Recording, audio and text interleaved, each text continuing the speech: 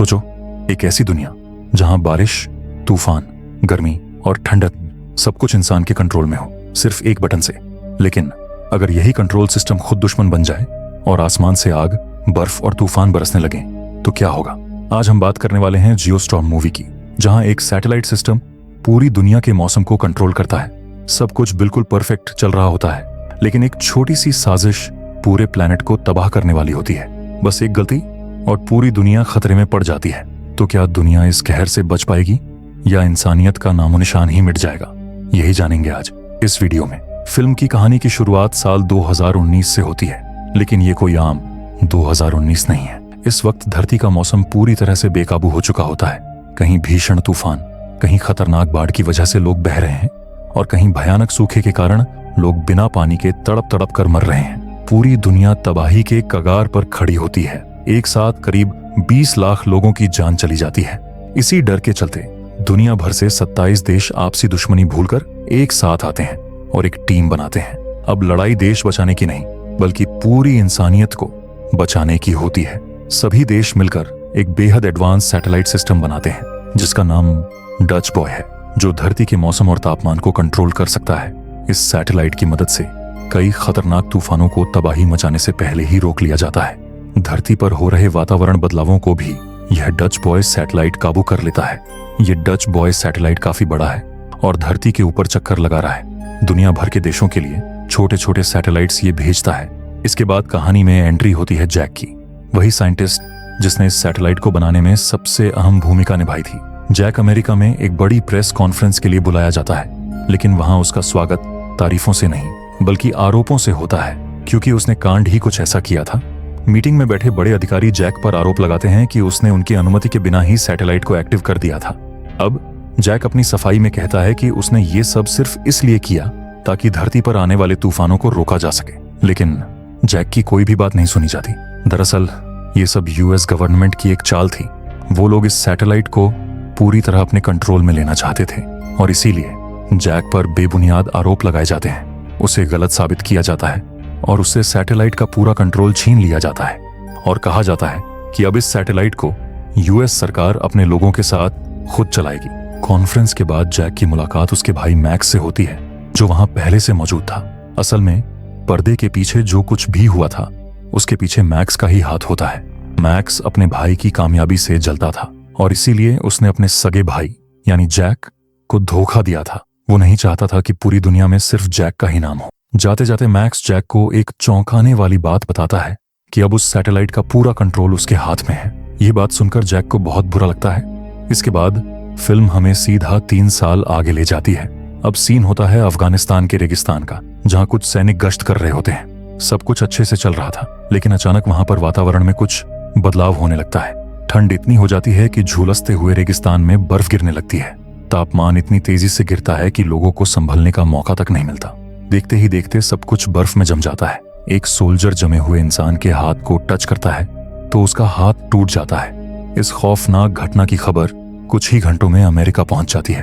तुरंत ही राष्ट्रपति एक इमरजेंसी मीटिंग बुलाते हैं। मीटिंग में जांच के बाद सबको पता चलता है कि अफगानिस्तान के ऊपर मौजूद डच बॉय कंट्रोल सैटेलाइट में बड़ी खराबी आ चुकी है।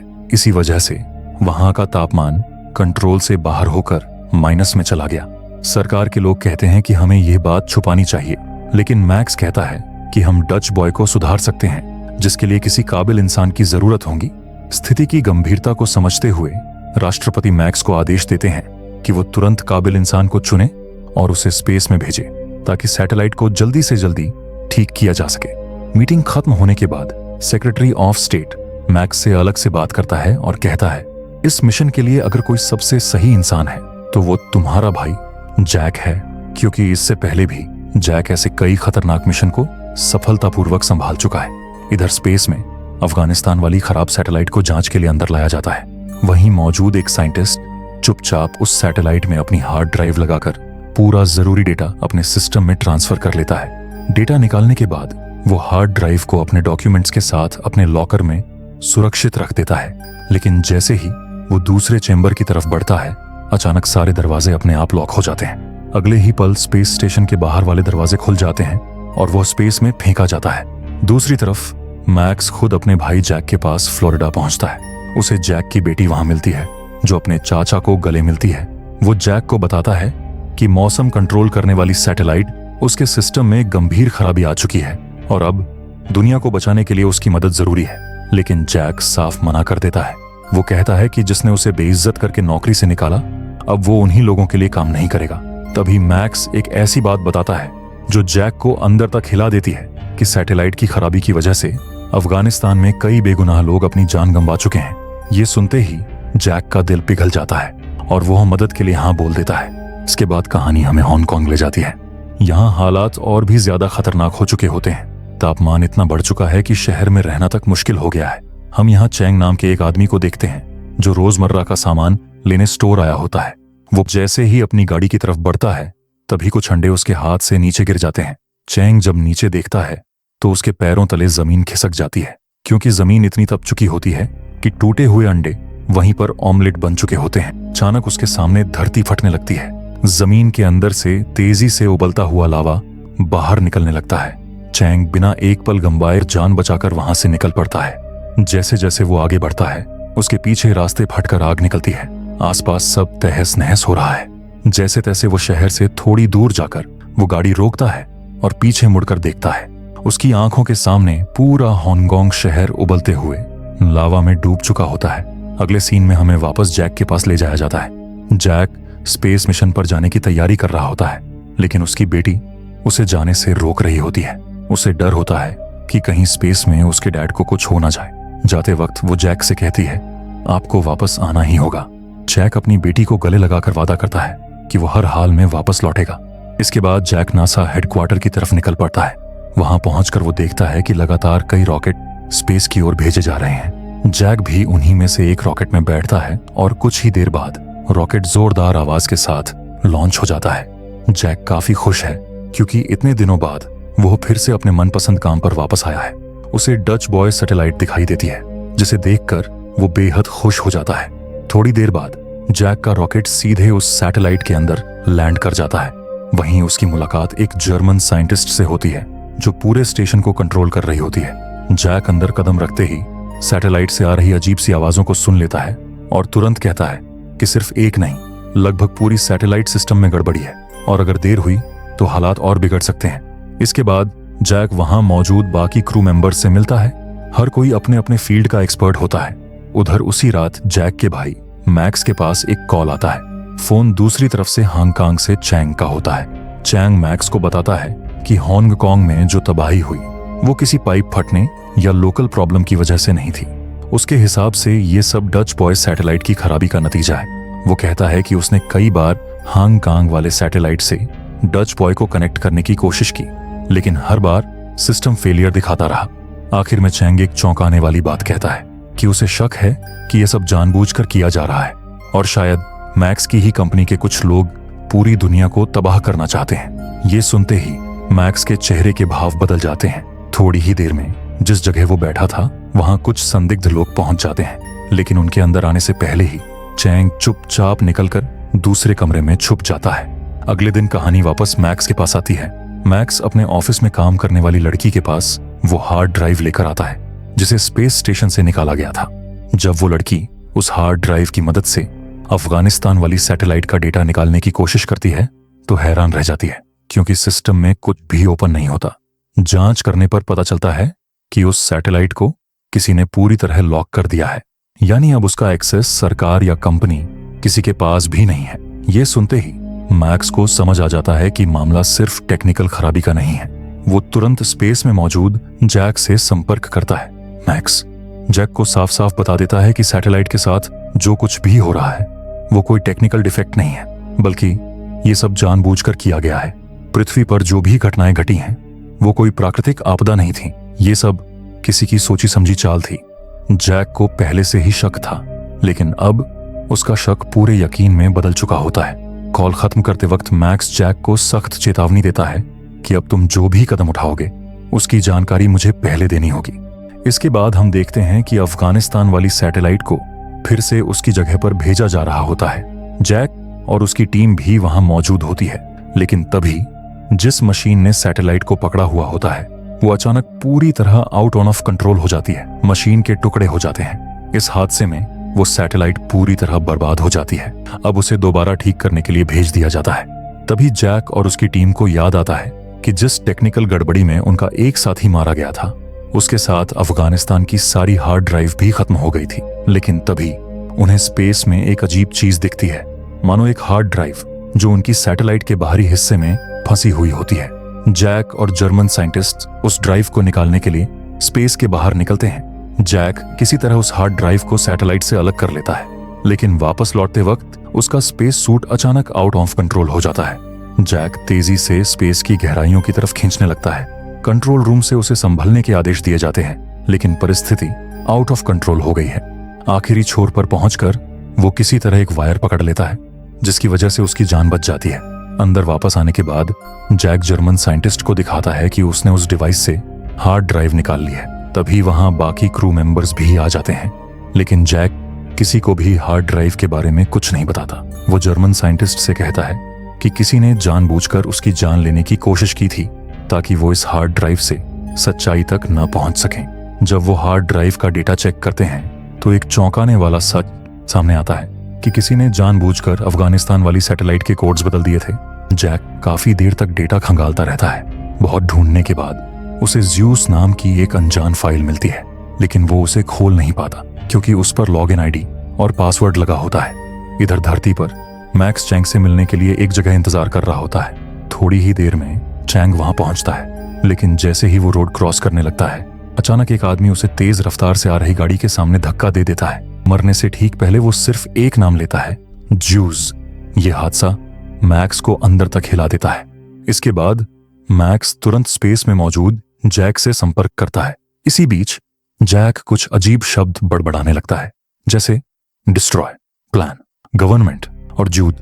उसकी बातें मैक्स को पहले समझ नहीं आती, लेकिन जैक के मुंह से जूस सुनते ही मैक्स चौकन्ना हो जाता है, क्योंकि मरते हुए उस आदमी ने भी यही नाम लिया था। अब उसे यकीन हो जाता है कि जूस का इन सब से कोई ना कोई लिंक जरूर है।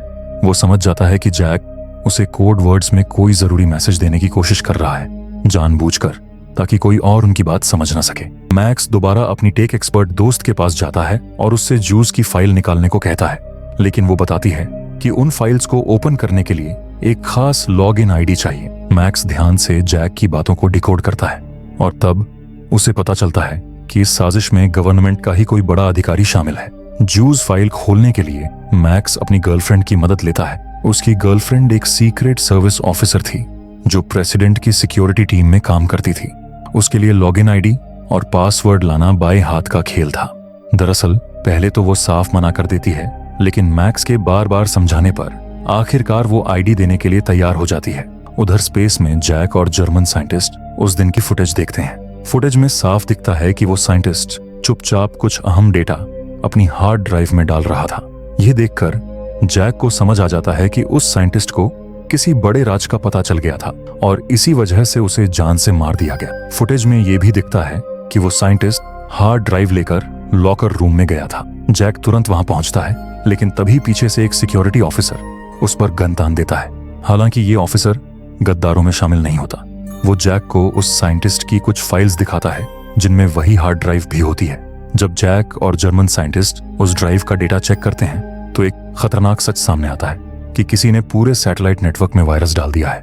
धरती पर उसकी मदद से आखिरकार जूस फाइल ओपन हो जाती है और फाइल खुलते ही सच्चाई सामने आ जाती है। ये कोई हादसा नहीं था, बल्कि पूरी तरह प्लान की गई साजिश थी, और जिसने भी ये किया था, अगर उसे वक्त पर नहीं रोका गया तो आगे जाकर वो पूरी दुनिया के लिए और भी बड़ा खतरा बन सकता था। इसी बीच मैक्स फिर से जैक से संपर्क करता है। मैक्स बताता है कि कोई एक इंसान सारी सैटेलाइट्स को खराब करके दुनिया को खत्म करना चाहता है। जैक भी जवाब में अपने भाई को पूरी सच्चाई बता देता है कि यह वायरस सिस्टम के बैकडोर से कंट्रोल किया जा रहा है और उस बैकडोर का कोड सिर्फ एक ही इंसान के पास हो सकता है, प्रेसिडेंट। मैक्स को इस बात पर यकीन ही नहीं होता। वो सवाल करता है, प्रेसिडेंट ऐसा क्यों करेगा? जाने से पहले जैक साफ कह देता है, अगर दुनिया को बचाना है तो सिस्टम बैकडोर का कोड चाहिए और वो कोड तुम्हें किसी भी हालत में चुराना होगा। ये सुनते ही मैक्स अपनी गर्लफ्रेंड की मदद लेने निकल पड़ता है और वो भी इस मिशन में साथ देने के लिए तैयार हो जाती है। उधर स्पेस में जैक देखता है कि 200 से ज्यादा सैटेलाइट एक एक करके फेल हो चुकी हैं। धरती के अलग अलग हिस्सों में भयानक तूफान आने लगते हैं। जापान के टोक्यो शहर में बर्फ की बारिश हो रही है। ब्राजील में जियोस्टॉर्म आ जाता है। पानी की लहरें समुद्र में ही जम जाती हैं, जिसके साथ बीच पर बैठे लोग भी जम जाते हैं। इधर जैक और उसकी टीम लगातार सिचुएशन पर कंट्रोल करने की कोशिश कर रहे हैं। वो रिप्लेसमेंट सैटेलाइट भेजते हैं। नीचे धरती पर मैक्स को भी अपने टेबलेट पर जियोस्टॉर्म की टाइमिंग दिखाई देती है। वह सारी सच्चाई सेक्रेटरी ऑफ स्टेट को बता देता है। वो मैक्स को अंदर ले जाता है, लेकिन उसकी बातों से मैक्स को एहसास हो जाता है कि असल गद्दार सेक्रेटरी खुद है। वो प्रेसिडेंट को मरवाकर खुद सत्ता हासिल करना चाहता है। सेक्रेटरी मैक्स को मारने की कोशिश करता है, लेकिन मैक्स किसी तरह वहां से बच निकलता है। उधर स्पेस में चीजें बिगड़ने लगी हैं। सैटेलाइट में गड़बड़ी के कारण डिस्ट्रक्शन शुरू हो गया है। इसीलिए जैक को भी पता चल जाता है कि वायरस किसने डाला था। वो उस आदमी से भिड़ जाता है। लड़ाई के दौरान वो आदमी जैक पर गोली चला देता है, लेकिन कुछ गोलियां विंडो पर लग जाती है, जिससे शीशे टूट जाता है। लेकिन जैक सही वक्त पर बाहर निकल जाता है और वो गद्दार सीधे स्पेस में जाकर मारा जाता है। धरती पर मैक्स अपनी गर्लफ्रेंड को सब कुछ बता देता है कि ये सारा खेल सेक्रेटरी का है। अब सबसे जरूरी है प्रेसिडेंट को सुरक्षित निकालना, क्योंकि बैकडोर कोड सिर्फ उनके फिंगरप्रिंट से ही मिल सकता है। इसी प्लान के तहत मैक्स की गर्लफ्रेंड चल रही स्पीच के दौरान अचानक फायरिंग कर देती है। पूरा स्टेडियम भगदड़ में बदल जाता है। इसी अफरा तफरी में वो प्रेसिडेंट को सुरक्षित बाहर निकाल लाती है और मैक्स के साथ गाड़ी में बैठकर वहां से निकल जाती है। रास्ते में मैक्स प्रेसिडेंट को सच्चाई बता देता है कि सेक्रेटरी आपको मरवाकर खुद प्रेसिडेंट बनना चाहता है। धरती पर हालात लगातार बिगड़ते जा रहे होते हैं। मैक्स प्रेसिडेंट को लेकर वहां से निकल ही रहा होता है कि तभी सेक्रेटरी के आदमी उनकी गाड़ी पर हमला कर देते हैं। मैक्स की गर्लफ्रेंड वहां से निकलने में कामयाब हो जाती है। उधर स्पेस में सैटेलाइट पूरी तरह तबाही की कगार पर होती है। धरती अब पूरी तरह तबाही की ओर बढ़ चुकी होती है। हमें मुंबई का सीन दिखाई देता है, जहां बड़े बड़े स्टॉर्म पहुंच चुके हैं। सैटेलाइट में भी एक्सप्लोजन होने लगे हैं, जिसकी वजह से सभी साइंटिस्ट और क्रू मेंबर्स अपने अपने रॉकेट में बैठकर वहां से निकल जाते हैं। लेकिन जैक जाने से मना कर देता है, क्योंकि उसे पता होता है कि जब मैक्स उसे किल कोड भेजेगा तो सैटेलाइट को दोबारा स्टार्ट करने के लिए वहां किसी का मौजूद होना जरूरी है। इधर सेक्रेटरी का एक आदमी प्रेसिडेंट की गाड़ी को ट्रैक कर रहा होता है। जैसे ही उसे गाड़ी आती हुई दिखती है, वो दूर से ही उस पर ब्लास्ट कर देता है। उसे लगता है कि प्रेसिडेंट मारा गया, लेकिन तभी पीछे से मैक्स की गर्लफ्रेंड सेक्रेटरी को गन पॉइंट पर ले लेती है। अब सेक्रेटरी पूरी तरह उनके कंट्रोल में होता है। गुस्से में मैक्स सेक्रेटरी को जोरदार मुक्का मारता है और फिर उसे सीधे पुलिस के हवाले कर दिया जाता है। इसके बाद मैक्स प्रेसिडेंट को तुरंत हेडक्वार्टर ले जाता है। वहीं स्पेस में मौजूद जैक उनसे कांटेक्ट करता है। प्रेसिडेंट बिना देर किए अपने फिंगरप्रिंट से सिस्टम का बैकडोर एक्टिवेट कर देता है। लेकिन जैक जानता था कि उसने सैटेलाइट ऐसा डिजाइन किया है कि एक बार सिस्टम पूरी तरह बिगड़ जाए तो उसे बचाने वाला कोई वापस नहीं आ सकता। यही वजह होती है कि मैक्स समझ जाता है वो अपने भाई को शायद आखिरी बार देख रहा है। नीचे धरती पर पूरी दुनिया तबाही झेल रही होती है। उधर जैक शिप को रिबूट करने के लिए सिस्टम रूम की तरफ बढ़ता है, लेकिन रास्ते में कई हिस्से तबाह हो चुके होते हैं, इसलिए वो दूसरे रास्ते से आगे बढ़ता है। सिस्टम रूम के बाहर पहुंचकर जैक उसे खोलने की कोशिश करता है, लेकिन उसे लॉक कोड पता नहीं होता। तभी पीछे से वही जर्मन साइंटिस्ट आ जाती है। वो भी जैक के साथ वहीं फंस चुकी होती है। दोनों मिलकर किसी तरह सैटेलाइट को रिबूट कर देते हैं, जिस वजह से सैटेलाइट ऑफलाइन चली जाती है। नीचे धरती पर जितनी भी प्राकृतिक आपदाएं चल रही होती हैं, वो अचानक रुक जाती हैं। नीचे बैठी पूरी टीम सुकून की सांस लेती है। ये लोग तो बच गए थे, लेकिन जैक और उसकी साथी बुरी तरह सैटेलाइट में फंस चुके थे और देखते ही देखते पूरी सैटेलाइट ब्लास्ट होने लगती है, जिस वजह से धरती पर मौजूद टीम का कनेक्शन इनसे टूट जाता है। तभी एक धमाके से दोनों उड़कर बाहर आ जाते हैं, लेकिन ये दोनों एक दूसरे का साथ नहीं छोड़ते। तभी जैक को एक छोटी सैटेलाइट दिखती है। ये दोनों बिना वक्त गंवाए उस सैटेलाइट में घुस जाते हैं, लेकिन तभी अचानक वो बड़ी सैटेलाइट एक ब्लास्ट के साथ पूरी तबाह हो जाती है। उस धमाके को देखकर पूरी टीम की आंखों में आंसू थे। जैक की बेटी भी न्यूज देखकर टूट जाती है। मैक्स का भी बुरा हाल था, मगर तभी सबको आसमान में जीत की एक रोशनी दिखाई देती है। दरअसल वो दोनों अपनी छोटी सैटेलाइट में सुरक्षित थे और फौरन एक रॉकेट भेजकर जैक और जर्मन साइंटिस्ट को बचा लेते हैं। ये देखकर हर कोई खुशी से झूम उठता है। कुछ ही देर बाद उनका रॉकेट सुरक्षित तरीके से धरती पर लैंड हो जाता है। अब जैक और मैक्स के बीच सारी गलतफहमियां खत्म हो चुकी होती हैं।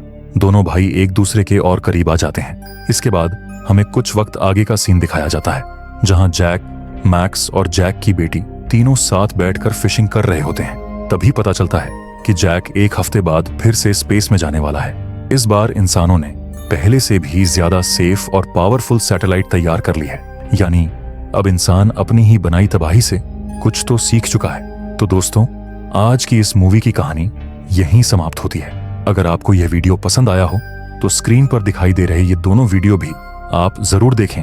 मुझे पूरा यकीन है ये आपको उतने ही पसंद आएंगे।